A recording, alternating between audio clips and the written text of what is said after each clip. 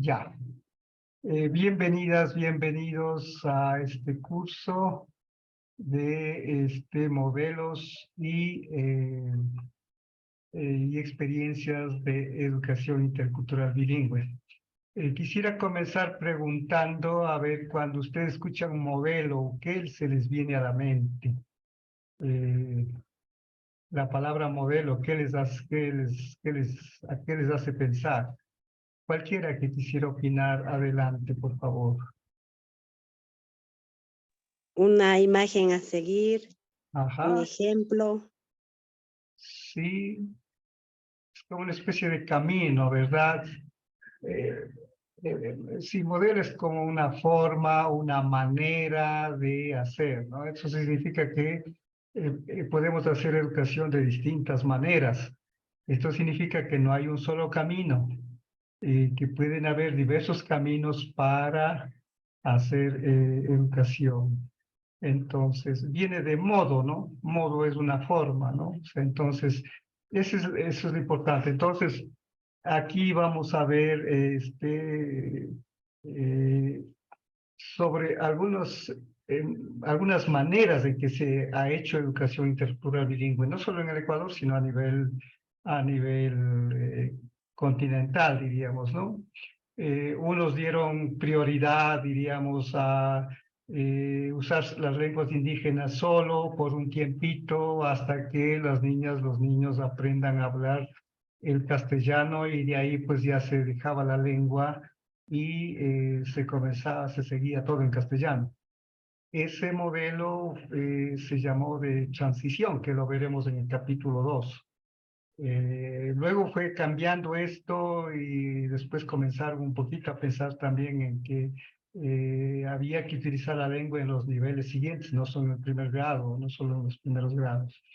Entonces, pero otra manera de pensar era que solamente en la cultura occidental, en Europa, en Estados Unidos, en Norteamérica, ha habido ciencia y se daba la impresión de que aquí no ha habido ciencia y que por lo tanto teníamos que aprender todo de ellos y no valorar la ciencia nuestra.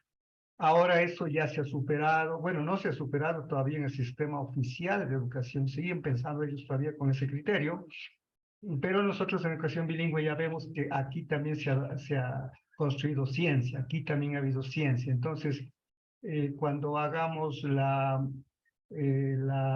tutoría y también cuando hagamos, sobre todo, algún día que me toque ir a Imbabura a hacer el curso presencial, les rogaría que asistan todos porque ahí veremos qué clase de ciencia hemos tenido.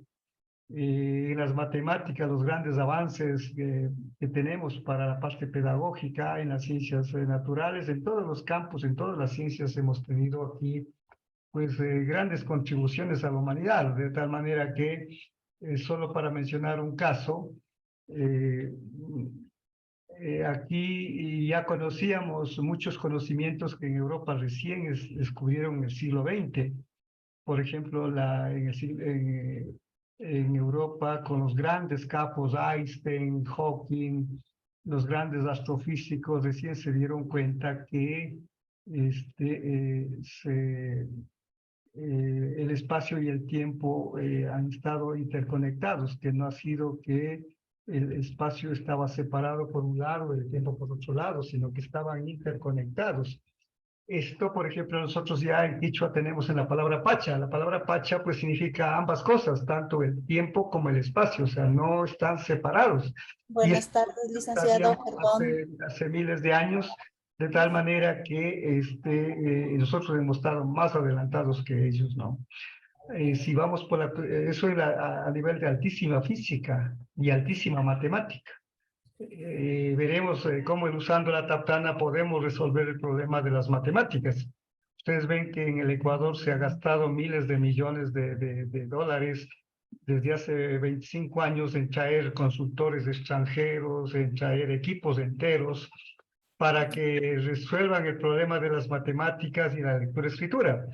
Porque hace 25 años hicieron la primera evaluación nacional a los estudiantes y se dieron cuenta pues que en matemáticas el 30% apenas de estudiantes tenía un aprendizaje, un rendimiento aceptable y que el 70% estaba mal, que no tenía un rendimiento aceptable en matemáticas. En lectura y escritura pasó lo mismo, que solamente el 55% tenían un rendimiento aceptable, o sea, entre buena y muy buena, y el 45% estaba entre regular y deficiente. Eso hace 25 años. ¿Qué ha pasado después de gastar montones de dineros, de traer consultores de tantos países, de España, de Cuba, de México, de Chile, de Colombia, de Brasil, de Venezuela? O sea, ¿de dónde no han traído? Y eso pues vienen equipos enteros supuestamente de especialistas para asesorar al Ministerio de Educación. Y después de 25 años que hemos botado la plata, que hemos pagado a esa gente, ¿cuáles son los resultados actualmente en el rendimiento de los estudiantes? Pues en el 2018 se publicó el INEVAL, el último reportaje que hicieron con las pruebas PISA, son pruebas estandarizadas. El resultado es que estamos peor que hace 25 años. En matemáticas apenas el 29% tiene un rendimiento aceptable. Antes teníamos el 30%, o sea, 29 es menos que 30, ¿no? En lectura y escritura estamos peor, porque antes teníamos el 55% que estaban más o menos aceptables, y ahora pues estamos menos del 45%. De tal manera que para no hacer esas barbaridades, y si ustedes alguna vez tienen que dirigir educación, tienen que saber que tenemos que buscar aquí en nuestro país, en nuestro propio país, y en las ciencias indígenas y nosotros en nuestras metodologías, en nuestras pedagogías, para resolver estos problemas. Veremos, como les digo, cuando vaya a la clase presencial, llevaré, diríamos, algunos materiales. También en la página, digamos, en el ABAC, yo he puesto una serie adicional de recursos, diríamos, adicionales para que ustedes puedan descargar el libro de la Taptana y algunos otros libros para que vean allí cómo podemos enseñar nuestras ciencias con nuestras propias metodologías, y eso es parte del modelo.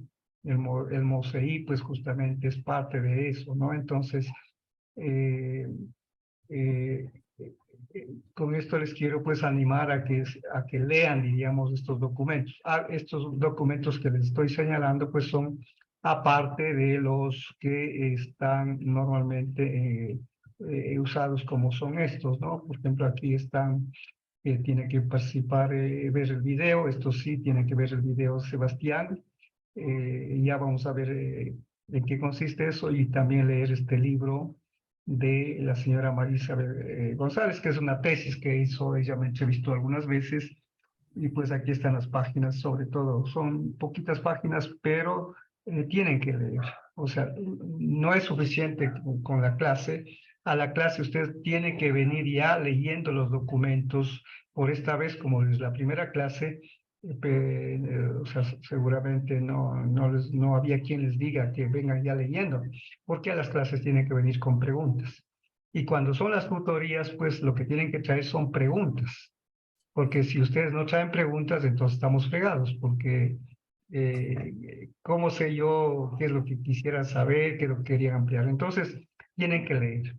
Entonces, esta clase, pues vamos a ver, aquí están, vamos a partir de las preguntas, a ver, ¿quién quisiera leer? O sea, aquí están las preguntas de la tarea. Yo parto de aquí para que, diríamos, no salirnos tanto de las preguntas. Siempre, diríamos, suelo, digamos, proponer más cosas y todo eso, pero por esta vez, diríamos, quisiéramos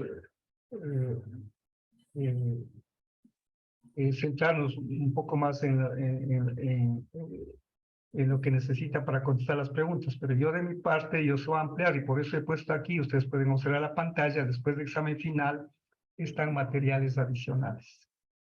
Y aquí está, diríamos, un libro que se llama Comunidades, Escuela y Currículo, que fue publicado por la UNESCO hace como 40 años, pero este libro no ha pasado de moda, ha sido republicado en Colombia y en Bolivia, para la formación de maestros.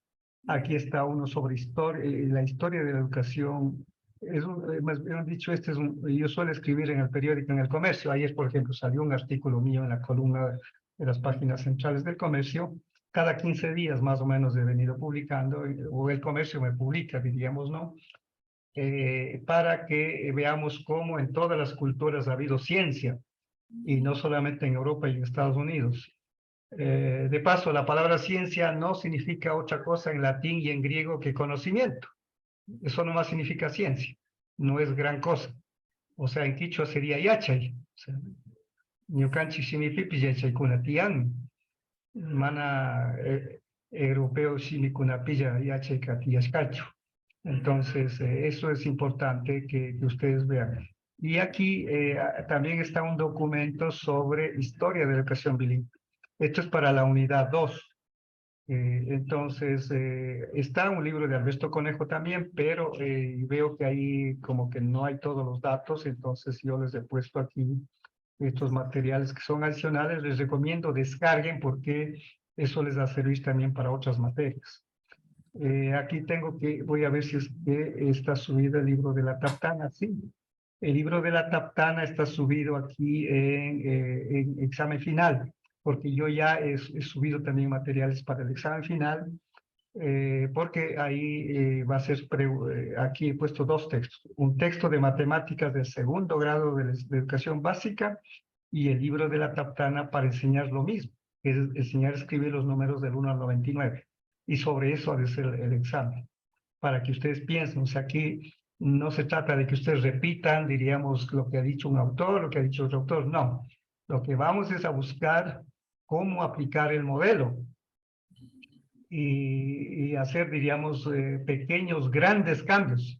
O sea, no vamos a hacer muchos cambios en la educación bilingüe, pero vamos a hacer unos pocos cambios, pero cambios profundos, de tal suerte que ya deje de ser las matemáticas una ciencia difícil, de que deje de ser la lectura y escritura algo difícil, de que las ciencias naturales pues no sean difíciles.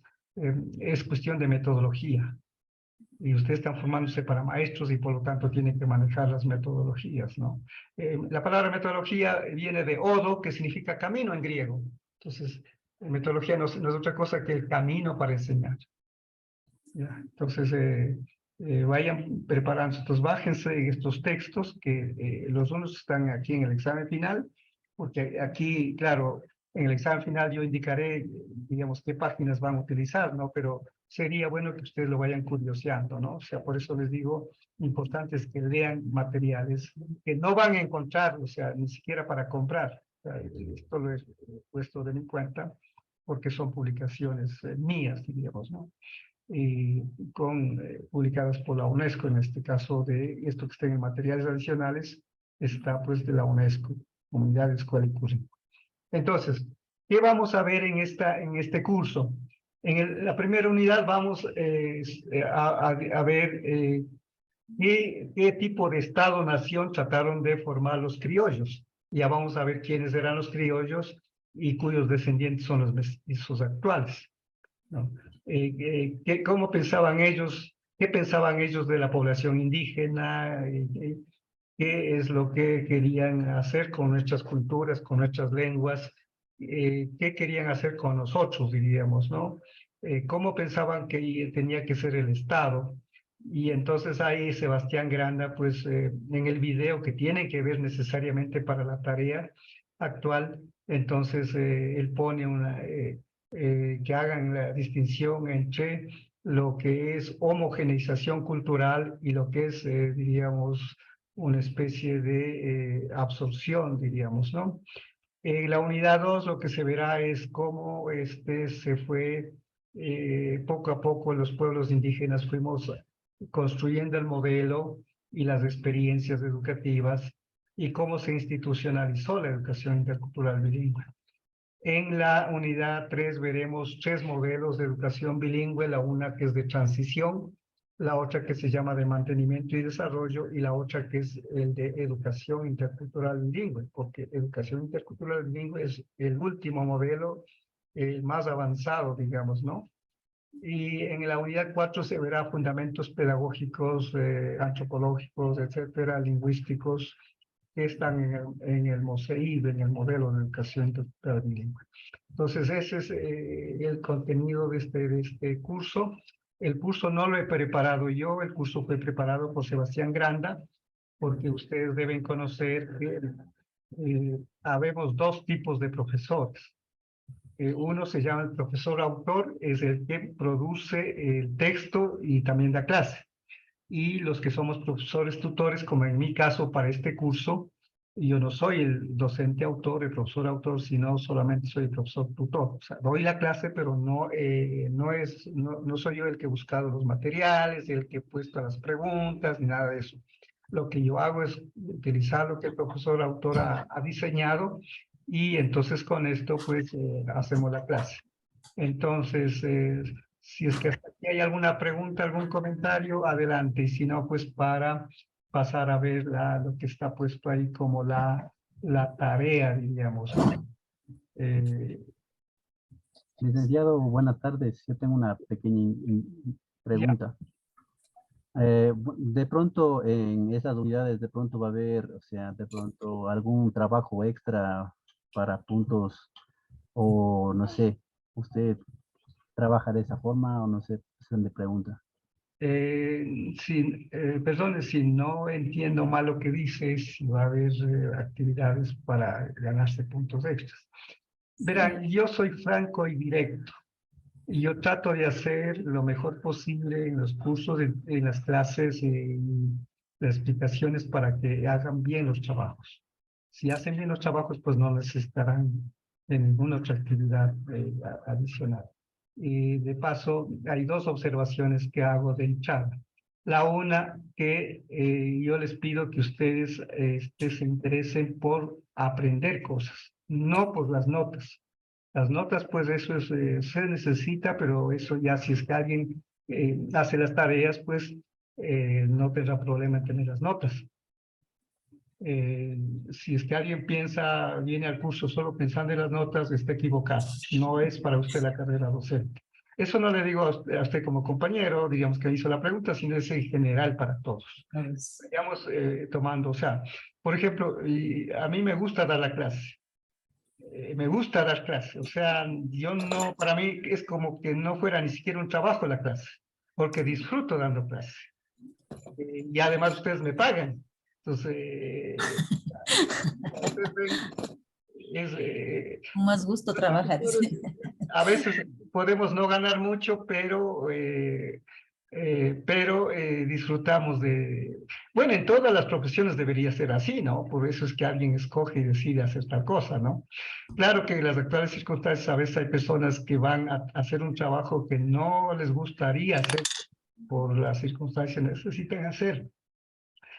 Pero lo importante sería que ustedes cualquier trabajo que vayan a hacer, háganlo por el gusto de trabajar y que además si les pagan pues mejor, ¿no? O sea, como es el caso de los docentes. Eso es una cosa. La otra, les voy a pedir que se olviden de los títulos, o sea, aquí estamos, mi nombre es Luis Montaluisa y a ustedes igual trataré de llamar por sus nombres en la medida de lo posible que pueda haber. Eso de licenciados, magísteres, doctores, PhD, eso sirve solo para cuando uno va a presentar una carpeta en un concurso, o sea, para eso sirve. O también yo utilizo cuando tengo que dar, diríamos, tengo que defender la educación bilingüe. Ahí sí saco todos los posgrados, los PhDs, doctorados y todo, cuando se trata de defender la educación bilingüe ante alguien que está tratando de atacarle. Pero en resto, pues... ¿por qué les digo esto? Porque si ustedes me están tratando por el título y no por el nombre, lo mismo van a acostumbrarse a ustedes, que sus estudiantes cuando sean docentes, ustedes van a pedir que les traten por el título. Y a veces se da estos casos, de que alguien que tiene un doctorado le llaman licenciado, de que alguien que tiene un posgrado, entonces no tiene sentido eso. O si no, la otra es que vayan y averigüen entrando a la página de la CNCIT para ver qué títulos tiene su docente y poder llamarlo, o es el título apropiado, porque si no, puede darse el caso que algunos docentes hasta se molesten porque si es un doctor y le digan licenciado o licenciada, pues es como si le estuvieran diciendo a un general de la República, le estuvieran diciendo subteniente. Entonces no tiene sentido esas cosas. Entonces por eso mejor llamémonos por los nombres y con eso, ya les digo, es por una cuestión formativa. Porque yo creo que la Salesiana, pues imaginen, todas las universidades deberían hacer lo mismo, pero se privilegia esta relación humana, diríamos, de confianza y todo eso, ¿no?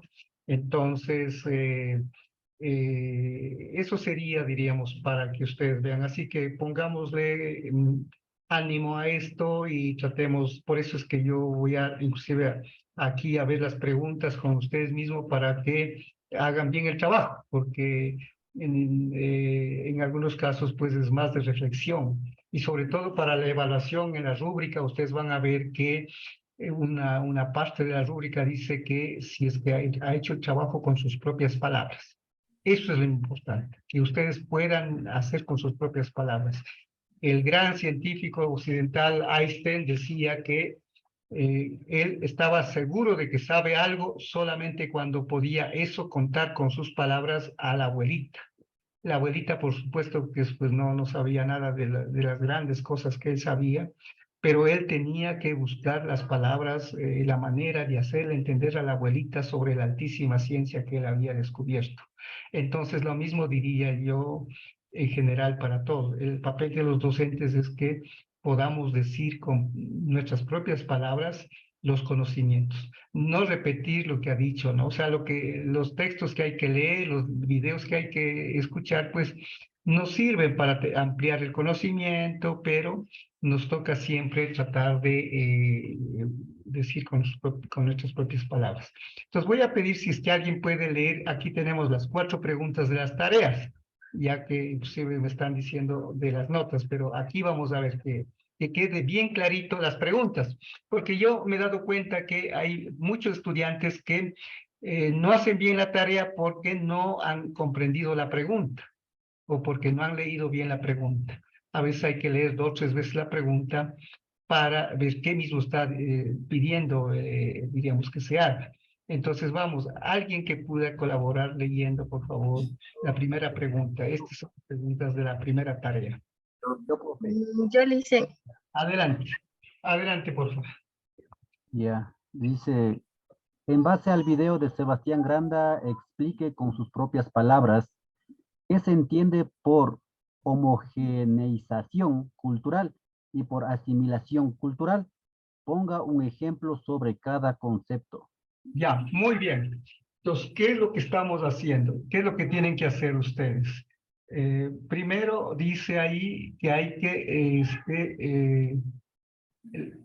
ir a ver el video, Sebastián. ¿Dónde está el video? Aquí en la unidad 1. Ustedes entran aquí y aquí está el video. No lo vamos a escuchar porque diríamos, es un video que dura como unos 30 minutos, 20, 30 minutos, no recuerdo exactamente. ¿Y qué es lo que explica ahí? Él lo que explica ahí es la diferencia, justamente, lo que es la homogeneización cultural y la asimilación cultural. Entonces, miren, si es que no le ven el video de él, entonces tal vez no van a saber cómo hacer este trabajo. Entonces, aquí lo que debe quedar claro es qué es homogeneización cultural. ¿Qué significa? A ver, vamos a ver. Ambas tienen 2 palabras. Homogenización cultural y asimilación cultural.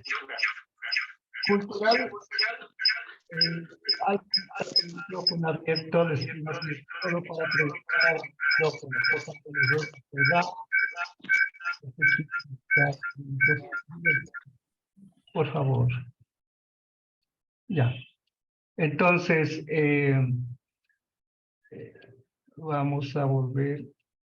Ya. Ahí está. Entonces, ¿qué entiende por homogeneización? Cuando ustedes han oído esta palabra homogeneización, ¿Qué significa? A ver, ¿qué es lo que se les viene a la mente? Cualquiera, no tengan miedo en equivocarse porque la única manera de aprender es equivocarnos. Es la única. Algo similar. Sí, sí, puede ser. ¿Qué más? ¿Qué más? ¿Qué otra palabra puede ser? Algo que va, bueno, en una cosa va mezclado como no sé, dos de enseñanzas, algo por ahí. Ajá. Ya. Quizás pero de pronto cuando algunos conceptos los une, los hace como uniformarle a todos. Ajá, la palabra uniformar está muy interesante, ¿no? Uniformar a toditos, poner el mismo uniforme, ¿no? Eso. ¿Qué más? ¿Alguien tiene alguna otra idea? Ya. Bueno, con lo que nos han dado, ya vemos que ustedes tienen alguna idea de esto, ¿no? Entonces, cuando dice homogeneización cultural, ¿de qué tenemos que partir? De que en el Ecuador tenemos muchas culturas. O sea, antes de la invasión de los incas, aquí había pues la cultura pasto, la cultura cara, sobre todo ustedes de Imbabura, pues la cultura cara, que está muy emparentada con la cultura chachi. Y luego pues estaba la cultura panzadeo, la cultura los puruá, los cañaris, etcétera, ¿no? Entonces, en la Amazonía había muchas culturas igualmente, no solamente las que ahora hay de los shuar, de los achuar, de los xiviar, de los cofanes, sino que había muchas otras culturas que ya están desaparecidas, y lenguas también, porque en las culturas, aquí teníamos, cada cultura tenía su propia lengua. Entonces, muchas murieron, desaparecieron, muchas lenguas desaparecieron, pero algunas lenguas todavía sobreviven. Por ejemplo, en el Ecuador, en este momento todavía de alguna manera sobreviven 12 lenguas, ¿no? Dos están en peligro, bueno, sobre todo una que ya está extinta, que es la Andoa, pero la Zapar estamos tratando de que reviva la lengua. Entonces, al hablar de homogeneización, lo que significa que a todas les agarramos y les metemos en el mismo saco. Como dijo la compañera, ponemos el mismo uniforme. O sea, entonces, eso es la homogeneización. O sea, la homogeneización en algunos casos puede servir, ser útil. Hablemos de, digamos, si es que hablamos de derechos humanos, que todos los seres humanos tenemos los mismos derechos, qué sé yo, o sea, puede ser útil la palabra homogeneización, que todos seamos iguales, pero en este caso de la cultura no es un concepto positivo, está con un sentido negativo. O sea, de lo que hicieron tanto en la colonia, los españoles, como después los republicanos, o sea, los criollos, y cuyos descendientes son la mayoría de mestizos actuales, lo que hicieron es agarrar a nuestras culturas y tratar de que se blanqueen, se castellanicen.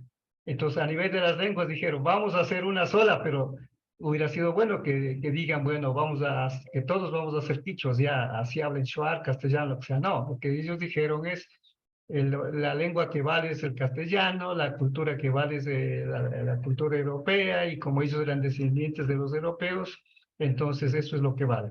Y lo que no es eso, pues no vale.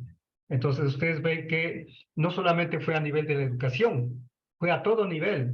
Por ejemplo, no sé si ustedes habrán escuchado estas palabras, pero si ustedes preguntan a sus abuelitas, a sus abuelitos, si todavía lo tienen, la suerte de tener, ellos les van a hablar de que había arroz de Castilla, harina de Castilla, bayeta de Castilla.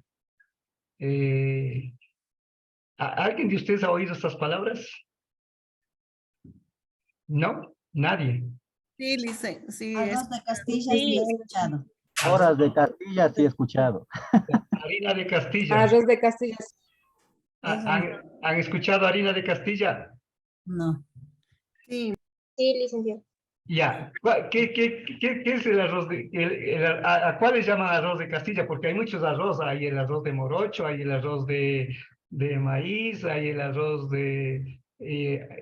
¿cuál es el arroz de Castilla? ¿Cuál de esos arroces les llaman arroz de Castilla? A la cebada. A la cebada le escuché a una abuelita decir arroz de Castilla.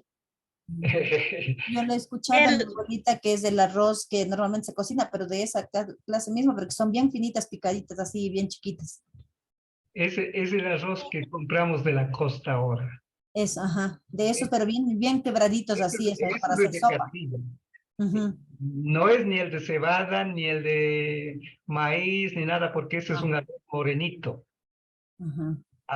La harina de Castilla, ¿cuál es la harina de Castilla? La harina de hacer pan, Ya, ¿de qué color es esa? blanco. Blanca, blanca, blanca, ¿no? Ujú. Porque le quitan la cáscara, ¿no? Le quitan la cáscara y solo, Todito. o sea, entonces, a la mejor bayeta le llamaban bayeta de Castilla, al mejor poncho, al mejor tejido le llamaban poncho de Castilla. O sea, Las eso, telas de algodón que le hacían antes, le hilaban los algodones y le hacían las pachalinas, todo eso. eso, o sea, a lo que era de mejor calidad los llamaban de Castilla. Pero, ¿por qué lo hicieron esto? Porque ellos, como hablan el castellano, ¿y por qué se llama castellano? Porque era la lengua que se hablaba en un lugar de España que se llama Castilla. Entonces, el arroz no es de Europa, ni de España. El arroz es originario del Asia, de allá viene el arroz. Pero como era blanco, entonces como que ellos se apropiaron y entonces hicieron aparecer como que todo lo blanco, todo lo mejor trabajado era de gran calidad, ¿no? Y que merecía tener el nombre de Castilla. Ventajosamente ahora en la alimentación ese mito ya se ha desbaratado. O sea, ¿por qué? Porque ahora la gente dice, no, pues hay que comer harina integral. ¿Y qué es la harina integral? Es la harina de lo mismo, de Tiene maíz, cascaritas. pero con cáscara. Es molida con todo cáscara, eso es todo. Pero en la cáscara está, diríamos, El alimento. estos alimentos que nos ayudan a procesar el cuerpo, digamos, a que nuestro organismo funcione.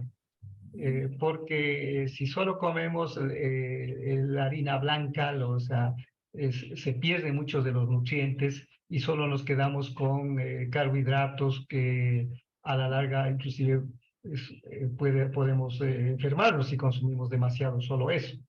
Entonces, gracias a la medicina actual que está cambiando y viendo que hay mucha enfermedad diríamos, de sobrepeso, de colesteroles, de diabetes y de todo eso, entonces ahora se está comenzando a valorar nuestra harinita, nuestros arrocitos, nuestras comidas.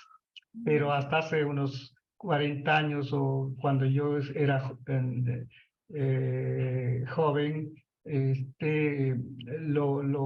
lo que era de mucho prestigio era lo blanco, ¿no? Y eso igual a nivel de la piel, ¿no? Entonces, nosotros como éramos trigueñitos, entonces como que no valíamos mucho, ¿no? Entonces, ahora les digo así directamente, si ustedes se van a Europa con la piel que tenemos nosotros trigueñitos y todo eso, o se van a donde los gringos, muchas, no van a regresar ninguno porque les van a atrapar, porque para ellos nosotros somos los alhajas, digamos, los alajitos, porque ellos están cansados de tanto blanco, blanco, rubio, entonces ya no quieren, pues no. Entonces, en cambio, ahora nosotros seríamos ahí muy codiciados, muy apetecidos, digamos, inclusive a ese nivel.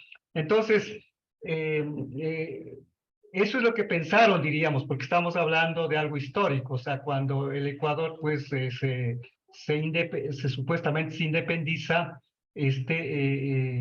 comienzan a diseñar el proyecto de Estado-Nación, y entonces, ¿quiénes ganan la independencia? No fueron los indígenas, o sea, no hubo independencia para la población indígena. Unos datos que pueden ayudar, después no le doy la palabra porque hay algún compañero que estuvo preguntando, Cuando hay la independencia, la mayor parte, o sea, estamos hablando a comienzos del siglo XIX, en el Ecuador el 70% éramos indígenas. Había un 7% de negros, de afros, que como les trajeron como esclavos a Chota, Esmeraldas y todo eso, entonces había ya ellos, ¿no? La población mestiza no era muy grande, más bien en la colonia, era pequeño y además era muy mal vista la población mestiza porque no eran ni indígenas, ni eran blancos, ni eran españoles, o sea, entonces eran chagrushkas, o sea, entonces no era muy numerosa, ¿no?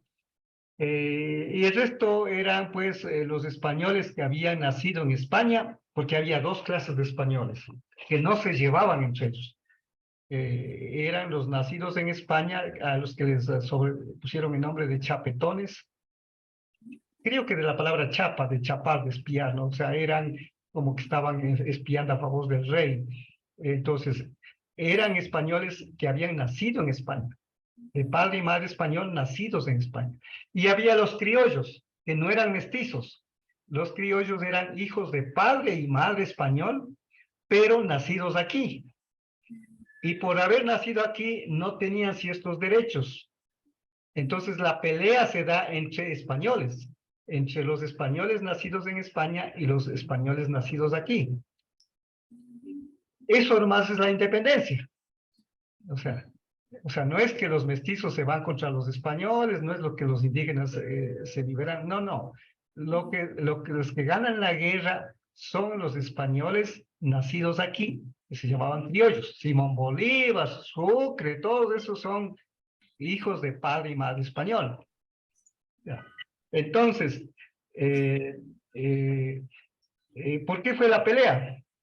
Porque por cuestión del poder.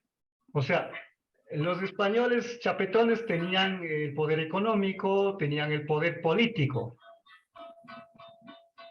el poder religioso, todo eso, ¿no? O sea, todos los poderes. El poder económico consistía pues en que tenían riquezas gracias a la explotación que hacían a nosotros y todo eso, ¿no? Cobraban los tributos y todo eso. El poder político tenían los chapetones porque solo ellos podían ser rectores de universidad, ellos podían ser presidentes de la audiencia o virreyes, ellos podían ser oidores, como ser ahora los de la Corte Suprema de Justicia, o sea, como ser ahora los asambleístas, o sea, eso eran solo los chapetones, o sea, los nacidos en España. Los criollos, que eran hijos de padre y madre español, no tenían, o sea, poder económico sí tenían, o sea, plata sí tenían, porque eran los que tenían las haciendas, eran los que tenían las encomiendas, o sea, eran los que más nos explotaban a nosotros, ¿no? Los que tenían los obrajes. Entonces, el poder económico tenían tierras, grandes haciendas, eso tenían los españoles criollos también, pero no tenían el poder político. O sea, por más plata que tenían, no podían ser rector de universidad, no podían ser generales del ejército, no podían ser oidores y así. O sea, todos los cargos de mando, diríamos, no podían ser. ¿Por qué? Porque no habían nacido en España. Entonces la bronca se da por eso, porque los criollos no se conformaron con la plata, no se conformaron con el poder económico, sino querían también tener el poder político.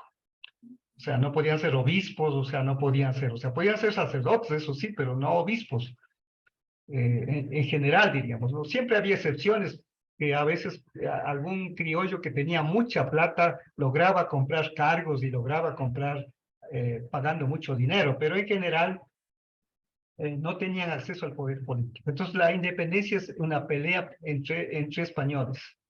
Ahora, utilizaron a los indígenas, ambos bandos, tanto los criollos como los chapetones utilizaron a indígenas y a los negros, y a los mestizos también. Y en el caso de los pastos, a ver si es que alguien sabe, ¿por qué creen que se llamarán pastuzos y se burlan de los pastuzos? Entonces, ustedes que están cerca de los pastuzos.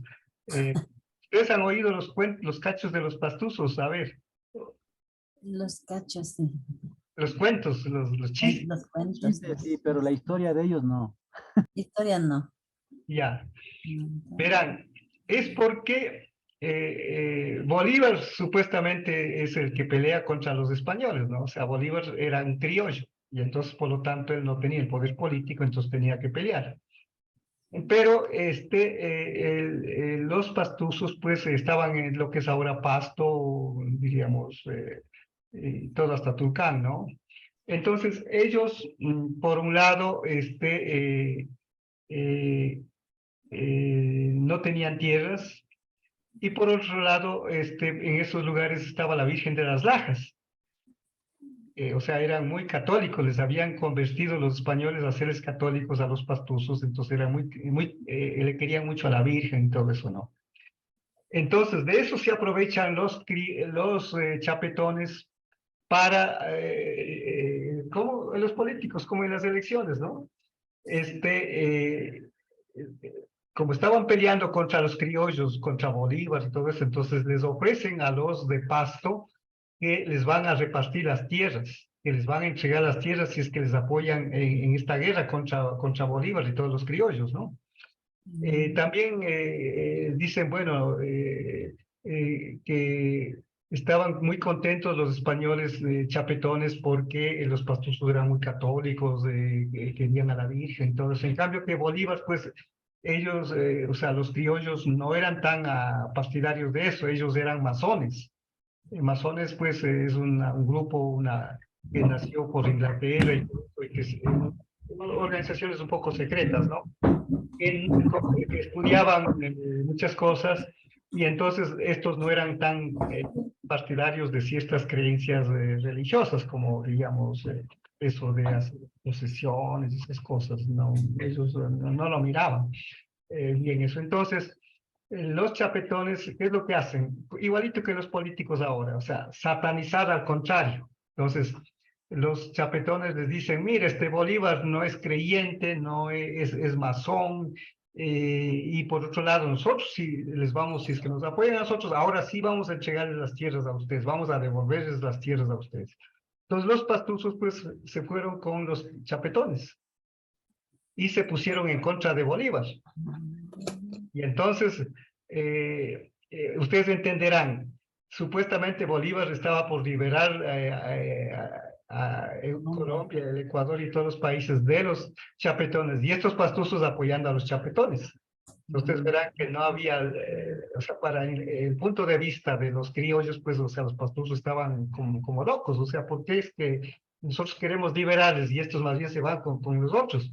Pero hay que entenderles a los pastusos que no se fueron porque sí, sino porque, yo veo estas dos cosas, porque les engañaron diciendo que les van a entregar las tierras. Entonces, claro, si es que los criollos pues eran los hacendados, entonces los estaban explotando. Entonces, si los chapetones, o sea, los nacidos en España, iban a devolver las tierras de los pastusos y además eran muy católicos, muy creyentes, apoyaban lo de la Virgen de las Lajas, toda esa cuestión. Entonces, los pastusos, pues era obvio que iban a apoyar a los chapetones. Entonces, los pastusos se ponen en contra de Bolívar y casi lo derrotan a Bolívar. Porque ellos se alzaron contra Bolívar a mando de un general Ahualongo. Tienen que leer si ustedes la vida del general Ahualongo. Y entonces casi le derrotan a Bolívar a Sucre en Ibarra. Y entonces, ¿qué es lo que hace Bolívar? Pues los masacró a los pastusos en la llamada Navidad Negra. Vean que estamos ahorita cerca de Navidad. Los liquidó, o sea, los mató mujeres, niños y todo. O sea, los liquidó, los arrasó. ¿Quién es, por favor? Bolívar. ¿Por qué? Porque Bolívar vio que los pastusos eran como que habían traicionado, o sea, cómo Bolívar les quiere liberar y de hecho ya ganaron acá la batalla de Pichincha, pero había diríamos, al norte todavía, lo que es Ibarra, todavía estaban los españoles, o sea, porque hay que ver que Sucre vino desde Guayaquil, por el sur, Cuenca, La Tacunga y Pichincha, ¿no? Ya gana la guerra. Pero también los españoles estaban en lo que es Ibarra, todo eso. Entonces los pastusos vienen en apoyo de los que estaban en Ibarra. Y entonces, claro, casi le derrotan a Bolívar, o sea, los pastusos causaron muchas muertes también, ¿no? Los Bolívar pues montó en cólera y fue y los masacró a los pastusos, ¿no? Y además, como de ahí quedaron con esta idea de que eran tontos, ¿no? O sea, de que cómo, o sea, cómo quieren, cómo se atreven estos ignorantes a quien les quiere liberar supuestamente pues a estar en contra. Entonces ahí esa es la historia, diríamos, Ah, ¿no? por eso es entonces todo le dicen como en contra, todos los chistes de contra de ellos. Ah, sí, esa es la razón. Bueno, Ah, quizás si alguien tiene una palabra, creo que Giovanni estaba queriendo mencionar algo, hablar, pues adelante. ¿No? Más que todo, o sea, la parte ¿cómo se llama? Del Castilla, o sea, eso es lo que me quedó una pequeña, porque siempre cuando nosotros, bueno, yo en este caso estoy trabajando en una escuela, entonces siempre una escuela Castilla. los niños hablan, dicen, yo hablo español o castellano, entonces, ¿cuál es la forma correcta de decir, o sea, si hablamos español o castellano? Nosotros, bueno, en la escuela, obviamente en la escuela que habla castellano o español, ¿no? Eso es lo que Actualmente se utilizan ambas cosas. Históricamente, pues se llama castellano porque es en la región de Castilla, que es una parte de España donde se consolidó más esta lengua, porque esta lengua pues se deriva del latín y había muchas lenguas, hasta ahora hay por lo menos 4 lenguas en España, ¿no? Entonces, el castellano es una de estas lenguas, pero como esos tuvieron supremacía aquí, entonces por eso es que todo América hablamos castellano. Pero como todo, España pues no solamente es Castilla, o sea, son muchas regiones. Entonces a todos se llama español y como los españoles pues adoptaron esta lengua de Castilla para toda España, entonces por eso la Academia de la Lengua se llama Academia de la Lengua Española y no de Castilla. Pero tomemos de que son equivalentes de momento, ¿no? Históricamente pues se puede discutir y cosas, ¿no? Pero este momento pues eh, ambas palabras se utilizan. Por ejemplo, la Constitución de la República dice que el castellano es idioma oficial. Y en cambio, cojan el diccionario o la gramática de la Real Academia de la Lengua, pues se llama el diccionario de la lengua española. No dice de la lengua castellana. Entonces, eso nomás es. Algún momento, pero ahora me acuerdo en otro momento para conversar, ampliar un poco más este caso. Entonces, volvamos a los temas de la primera pregunta. Homogenización cultural es que quisieron a nosotros que todos nos hagamos Misho Tukushka, sería en Quichua, ¿no? O sea, que dejemos de lado nuestras lenguas, que dejemos de lado nuestras costumbres y que vivamos como ellos. Por eso, homo significa igual, que todos en ese sentido seamos iguales. Y ahí viene homo significa igual, por eso homosexual, por ejemplo, ¿no? Porque son del mismo sexo. Homo es eso. Aquí está con sentido negativo, o sea, que trataron de uniformar a todos, hacer que todos seamos como si fuéramos españoles, pero no, digamos, dándonos el mismo valor, sino decir que eso es lo mejor y que nosotros, como no estamos a ese nivel, pues estamos inferiores. Y la asimilación cultural significa que asimilar significa, digamos, absorber. O sea, en quichua sería tsungana. O sea, tal vez estas palabras pueden ayudar, ¿no? La homogeneización sería shukya tukuna, eso sería homogeneización. Y la asimilación sería tsungana, o sea, que quisieron a nosotros agarrar y meternos en la cultura de ellos. O sea, que vivamos como ellos, que vistamos como ellos, que comamos como ellos, que practiquemos las actividades que ellos tienen. Ya, entonces, pero claro, si nos ponen como eso, entonces nosotros siempre íbamos a perder, porque nunca íbamos a hacernos blancos, nunca íbamos a comer como ellos, y además no teníamos los recursos porque nos habían quitado todo, entonces era imposible que tengamos la vida de ellos, ¿no? Entonces, ahí está. Ahora ponga un ejemplo de cada uno. Entonces, cuando yo les estoy contando todas estas cosas, son ejemplos concretos. Y yo quiero que cuando ustedes pongan de lo que ustedes han experimentado, lo que están diciendo que mi abuelita sí sabía que era arroz de Castilla, que sí sabía, porque eso no está en el libro, no está en el texto ni en el video. O sea, yo le estoy contando de mi cuenta, por ejemplo, el arroz de Castilla, ese yo conocí a los 12 años. Yo no, a los 12 años recién conocí este arroz que ahora se hace el arroz seco, los secos, pues no. Yo sabía el arroz de cebada, el arroz de trigo, el arroz de maíz, o sea, eso eran, pero no el de Castilla, ¿no? Pero ahora veo que y gracias a la cuestión de la salud, pues vemos que nuestros arroces son mucho mejores. Ahora, que tampoco es que haya que despreciar el arroz blanco, o sea, sí, vale la pena comer de vez en cuando o lo que sea, ¿no? Pero siempre que estemos con nuestros productos, ¿no? Porque nosotros tenemos, nuestros alimentos son muy balanceados. Para que un alimento sea muy balanceado, muy equilibrado, tiene que tener tres componentes. Que tenga, diríamos, carbohidratos, que tenga proteínas y que tenga una gotita de grasa. No mucha grasa, sino una gotita. Por ejemplo, ustedes cojan alimentos de acá, por ejemplo, chochos con tostado. Ya. En el chocho está la proteína y en el tostado está el carbohidrato.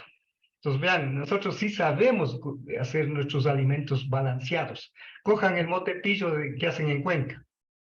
En el mote está el carbohidrato y en el huevo pues está la proteína.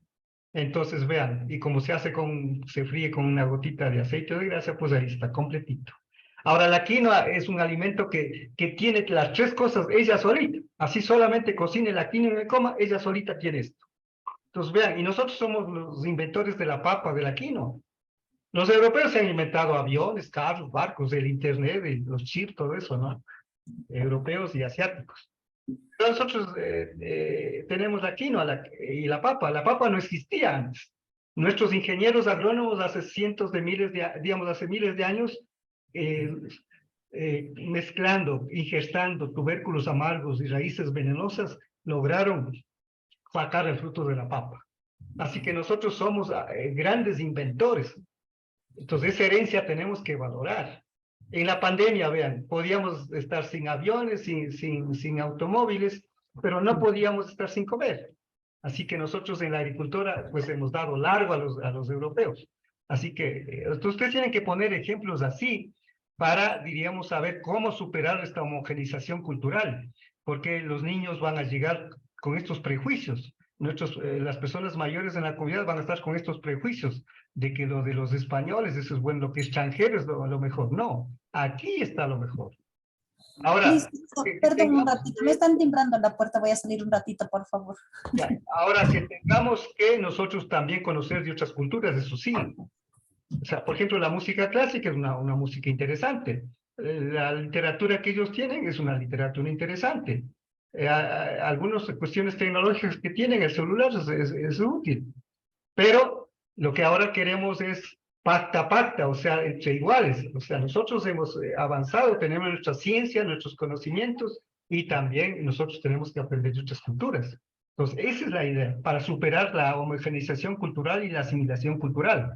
Entonces, los conceptos, revisen simplemente el video y, bueno, con lo que les he dado ahora, ustedes ya hagan, ¿no? La segunda pregunta, antes de dar la palabra, porque no vamos a tener mucho tiempo, porque tengo otra clase, dice, en base al texto de María González, explique, ¿qué tipo de nación quisieron construir los criollos ecuatorianos a partir de 1830? Entonces ya vemos que lo que quisieron es hacer una nación castellanizante, quisieron pues hacer que imponer la educación de ellos, o sea, el monolingüismo, o sea, una sola lengua, el monoculturalismo, eso es lo que quisieron imponer. ¿No? O sea, para ellos eso era lo mejor. Esto lo vamos a ver, diríamos, en la tutoría y ustedes leyendo también, ¿no? En la pregunta 3 dice, explique la siguiente frase de María González. El Ecuador desde el siglo XIX se emite políticas educativas para para la asimilación del indio a la nación. Entonces ellos dijeron, hay que incorporar al indígena a la nación. Pero no es que lo hacían con buena intención, o sea, es decir, que hagamos que vengan a formar parte del Estado, no. Lo que querían es que ya nosotros dejemos todas nuestras culturas, nuestras costumbres y adoptemos lo que ellos hacen y nada más. Entonces, en eso querían asimilarnos. Por eso la importancia en la primera pregunta de comprender qué es asimilación. Y acá pues ya está la práctica, ¿no? Que durante todo el siglo XIX y la primera mitad del siglo XX, esa fue la educación. La educación era para eso, para blanquearnos. Y aquí les doy un ejemplo muy, como ustedes tienen que hacer sus trabajos, estas tareas. Cuando yo era pequeño, mi papá me habló de un doctor Mayhuasca. O sea, estamos hablando de hace 50, 60 años, 50 años. O sea, por lo tanto, ahí no había pues indígenas, alcaldes, prefectos, o sea, no había nada de eso. O sea, los indígenas estaban en las haciendas trabajando, pico y pala, albañiles, nada más. Entonces, mi papá me contaba que un doctor Mayhuasca había logrado estudiar. O sea, un indígena no habían terminado la primaria, peor secundaria, peor universidad. Y entonces, si yo me oía hablar de él continuamente, no estaba hablando del doctor Mayhuasca. Y entonces, después cuando ya vine a la universidad, me encontré con un libro del doctor Mayhuasca. Y el libro es muy bonito. El título del libro es lindísimo, porque el título del libro se llama el indio cerebro y corazón de América. Chuta, dije, este libro va a ser la maravilla, la gloria. O sea, aquí está la ciencia ancestral, aquí está, o sea, el indio cerebro y corazón de América.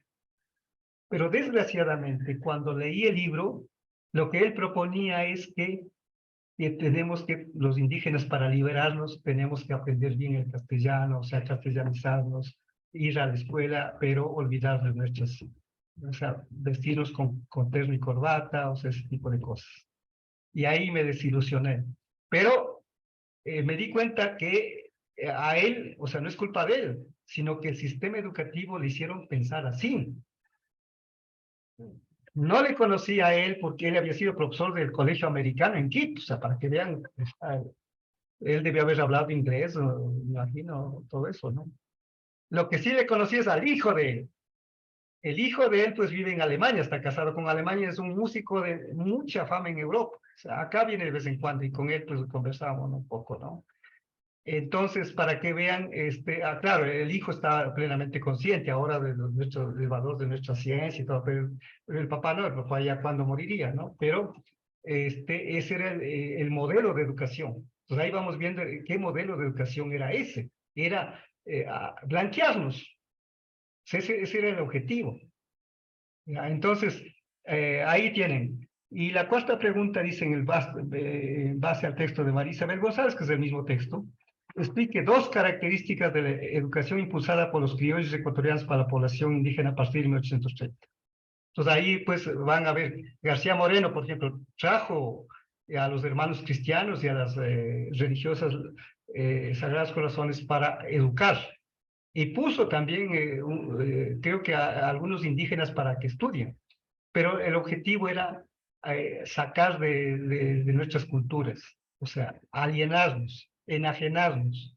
O sea, Alfaro también puso, pero Alfaro igual tampoco es que quería que las lenguas indígenas sean vivas, que el quichua, no, nada de eso, o sea, era igual blanquearnos, ¿no? Y entonces ahí ustedes van a ver, revisen los textos y ahí van a tener elementos. Así que como todavía la tarea no tienen que presentar semana, pues tenemos todavía para ir conversando, ¿no? O sea, la próxima semana haremos pues una tutoría, lea y traigan preguntas. Ahí les dejo con algunas inquietudes, traigan preguntas de esos materiales. Ahí tienen bastantes materiales para revisar, tanto los que están puestos aquí, señalados en esta guía, como también los que yo he puesto de mi cuenta. Así que por ahora, pues quisiera, si alguien quiere comentar algo, preguntar algo, pues adelante.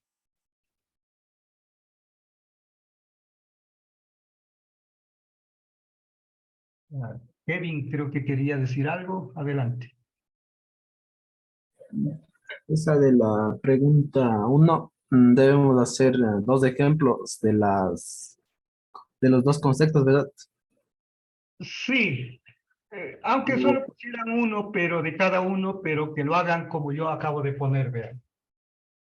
Vean, esto yo les estoy contando, ¿no? O sea, por ejemplo, el caso del doctor Mayhuasca, cómo lo asimilaron a él, ¿no? Sí. Entonces ustedes seguramente van a tener experiencias en sus comunidades de ver cómo es posible que haya habido. De hecho, antes de crear la DINEIB, antes de crear el modelo de educación bilingüe, en Imbabura había uno que otro indígena ya que era profesor. En Chimborazo también había uno que otro. Pero había pasado por la escuela, por el colegio, que durante todo el tiempo siempre estuvieron machacando. Y a ustedes mismos seguramente les pasó lo que me pasó a mí. Claro. Cuando fui a la escuela, había otro compañero más o menos de un sitio cercano donde yo vivía. Yo estudié en La Salle, en la Tacunga, que era un colegio supuestamente, o el mejor, o la mejor escuela, digamos. Entonces estábamos entre nosotros pues conversando en Quichua, ¿no? Y cuando de pronto se pusieron a burlar los otros compañeros, ¿no? ¿Por qué? Porque pensaban que nosotros éramos ignorantes, atrasados, ¿no? Y además, y entonces uno es niño, pues, o sea, yo hubiera que tener la personalidad que tengo ahora les hubiera mandado diríamos, elegantemente les hubiera respondido mandándoles al Cairo, ¿no? Pero uno en realidad ahí tenía cierto temor, cierto miedo, ¿no? Y no me lograron aplastar a mí en la escuela, porque era escuela de blancos, pues, ¿no? Porque yo tenía buenas notas. Y la costumbre de los hermanos cristianos era que daban libretas cada semana. Todas las semanas daban libretas con puntaje sobre 100 puntos. Y a los alumnos que tenían los primeros puestos, porque además ponían puestos, ¿no? O sea, puesto número 1, primer puesto, segundo puesto, etcétera, ¿no? Y los que teníamos los primeros puestos, teníamos el derecho de tomar las lecciones a los otros.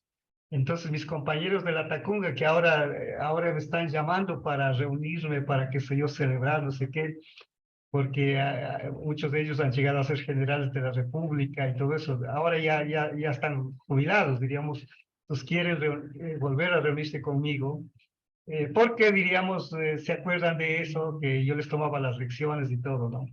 Pero gracias a que yo tenía buenas notas, no me pudieron aplastar, pero si yo no hubiera tenido buenas notas, me hubieran aplastado realmente. Entonces, como tenía buenas notas, pues tenían que tenerme de su lado, más bien traían sus regalitos para alguna comidita, alguna cosa, un heladito porque tenían miedo de que yo les ponga mala lección y les dejaban encerrados, ¿no?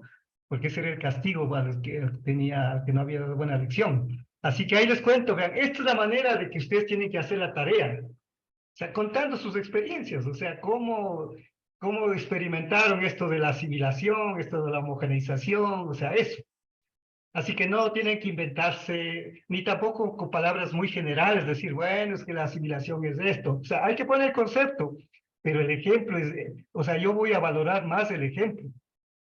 No los conceptos, porque los conceptos ya están en el video, ya están en el libro, o sea, ya, qué chistes que ustedes vuelvan a repetir lo mismo. Lo valioso de ustedes va a ser es que pongan ejemplos propios, de ahí voy a saber que ustedes ya han entendido lo que es homogenización cultural, lo que es asimilación cultural, y lo que son el proyecto de Estado que querían, un Estado pues monolingüe, un Estado monocultural, un Estado pues que, digamos, piramidal, que quería que un grupo pequeño esté dominando arriba y todos los demás pues al servicio de ellos, ¿no? Entonces, ¿alguna otra pregunta, curiosidad, por favor?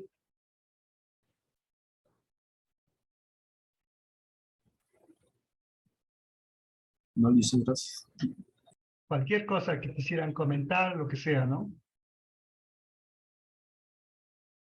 Más todo la parte de en nuestra cultura, bueno, en la educación siempre nos han enseñado, por ejemplo, de las independencias, que, que fue beneficio para todos, decían, ¿no? Pero ahorita que acabo de escuchar en cuanto de que la independencia, ¿sí?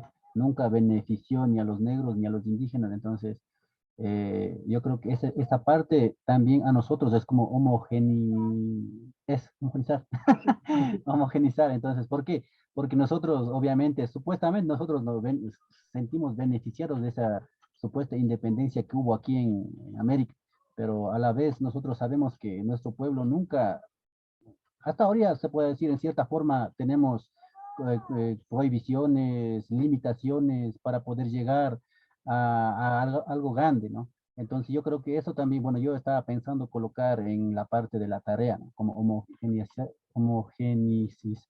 Bueno, eso, esa Muy bien, palabra. Homogeneizado. me parece muy bien. Verán, les doy algunos datos más, les voy soltando algunos datos. Verán, ¿sabe qué hizo Bolívar para poder financiar el ejército? O sea, estamos hablando de 1826. Cuando estábamos en la colonia, los españoles nos pusieron un tributo que había que pagar, pagaban todos los varones que tenían entre 18 años y 40 años de edad. ¿Sabe lo que hizo Bolívar?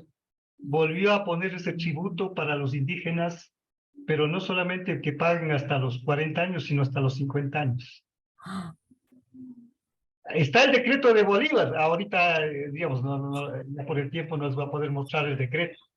Así que cuando nos digan que Bolívar nos ha libertado, ¿cómo nos ha libertado si nos puso tributos, restableció el tributo de la colonia y aumentando más, todavía más tiempo?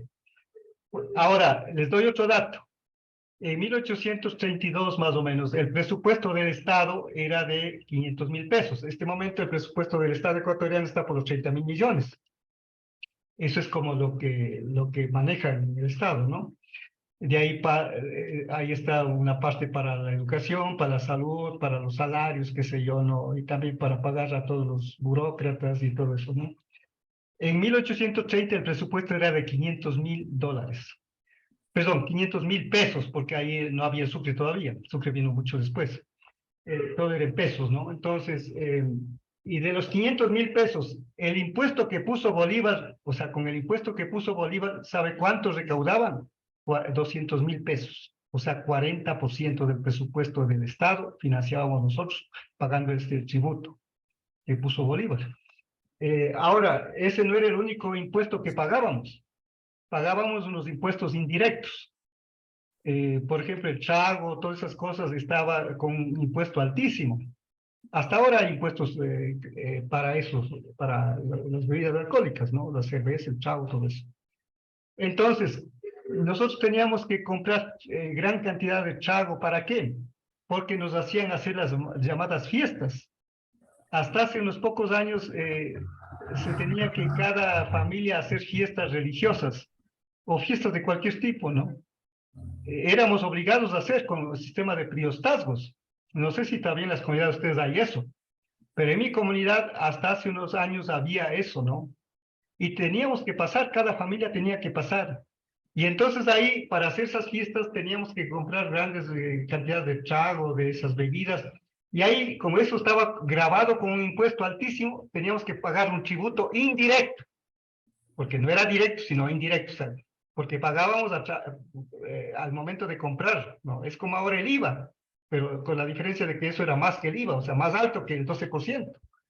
Entonces, con eso, pues, quiere decir que la mayor parte del presupuesto del Estado, o sea, no era el petróleo con el que se financiaba, era con la plata nuestra. Y aquí les cuento otra cosa personal y directa. Cuando yo era pequeño, o sea, o mi casa, mejor dicho, hemos sido 9 hermanos, pero solo crecimos los últimos 3. ¿Por qué? Porque mis padres tuvieron que primero hacer esas fiestas, que la fiesta de San Pedro, que la fiesta de no sé qué y la fiesta de no sé cuánto, de las 40 horas y no sé cuánto. Y eso significaba no solamente trago, sino era comida, era pagar la misa, era pagar una cantidad de cosas, los juegos pirotécnicos. Entonces, todo lo que ganaban mis padres era para eso. Y entonces, ¿cómo iban? Entonces, mis pobres hermanos fallecieron. Se enfermaron, fallecieron. Y los últimos 3, cuando mis padres ya hicieron esas benditas fiestas, entonces ya pudieron dedicarse a nosotros. Así que les estoy contando, así es como tienen que hacer los trabajos ustedes. Entonces, ¿qué es lo que yo hice cuando fui presidente de la comunidad? Dije, se acaban estos priostazgos. Las fiestas sí vamos a hacer al santo tal, al santo cual, pero lo que vamos a hacer es, el que quiera voluntariamente poner los juegos pirotécnicos, que ponga, el que quiera poner la banda, que ponga, y el que no tenía, pues no pone nada ahí, pero va a la fiesta. Así que ahora pues ya hacemos de distinta manera. Pero ¿por qué no podían dejar de hacer, por ejemplo? Porque les nombraban en la misa, les nombraban, para el próximo año va a ser prioste tal, tal, tal, tal, tal. Y hay del desgraciado que no hacía la fiesta, de la familia que no hacía la fiesta. Tenía doble castigo. Uno, decían que el santo, no sé quién, le iba a mandar a la paila por no haber hecho la fiesta. Y el otro era la presión social. O sea, esta pobre persona que se atrevía a no hacer la fiesta, si es que se iba a alguna reunión, alguna sesión de la comunidad, los demás le iban pateando, pegando, diciendo, bebago, sinvergüenza, escuchina, causangui, no sabes hacer fiesta. Entonces, ante eso, ¿quién iba a negarse? Era imposible. Así que todo eso ustedes tienen que ver, o sea, esto de la homogeneización cultural, esto de la asimilación, esto de la imposición, esto que decía el compañero que nos dominan, fue a través de todas estas cosas, ¿no? Y doy una cosa, un dato final. Los presidentes de la República, revisen la lista. La mayor parte son descendientes de los criollos, excepto unos pocos que son mestizos. Por ejemplo, sobre todo el Lucio Gutiérrez, el general, diríamos, Enríquez, el Bombita, Rodríguez Lara, o sea, esos eran mestizos. Pero los demás todos son descendientes de los criollos. Todos, todos. Así que el poder lo mantienen hasta ahora. Ustedes observen, ¿quiénes son los que tienen el poder este momento todavía? Vean, Nebot, Correa, Lazo, están hablando detrás. O sea, son los mismos. Como todos han robado, como todos han manejado la plata, entonces por eso es que lo que quieren es que se olvide, que el pueblo se olvide de lo que han robado todos estos últimos 20 años, todo lo que han hecho. Son los mismos. Afuera aparecen como que están peleando, como que están, no. Y aquí mi papá sabe, esto es pedagogía indígena.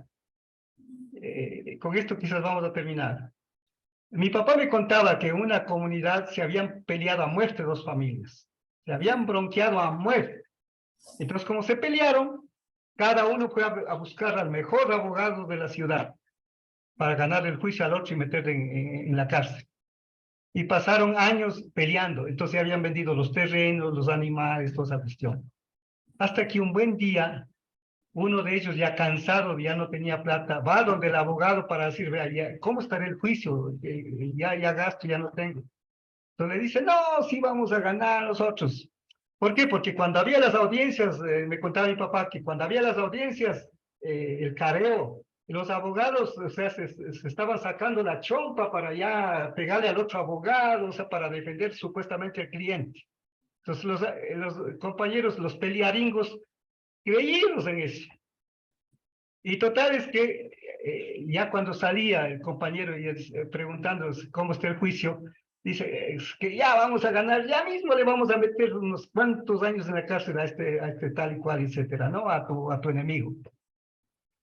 Pero el rato, ese tiempo no había celulares, no había correos, pues, o sea, decía mi papá, ¿no? O sea, ¿cuándo sería eso? Pues no. Dice que le da un papel sellado en un sobre cerrado y le dice, mira, anda a dejar este sobre donde el abogado contrario. Y ahí el compañero comienza a sospechar, uno de los litigantes, uno de los pelearingos. ¿Por qué será que me está mandando que yo vaya a dejar el sobre donde el abogado justo de mi enemigo? Entonces despacito ha abierto el sobre y ¿qué es lo que ha encontrado?